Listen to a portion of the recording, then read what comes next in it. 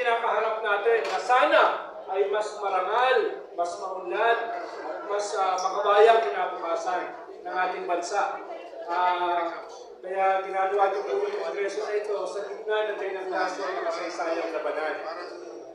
Hindi na po ako magsasalita ng mahaba. Nandito na po yung isa sa ating idol, si Senator Bam Aquino. No?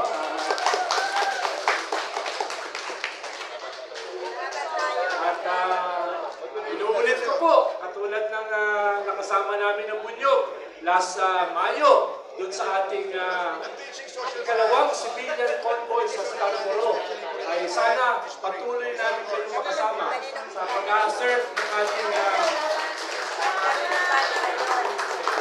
ating nasyonalismo at ng ating umuusbong na bagong patriotism sa ating bansa. At inaasahan namin na kapit kamay tayo na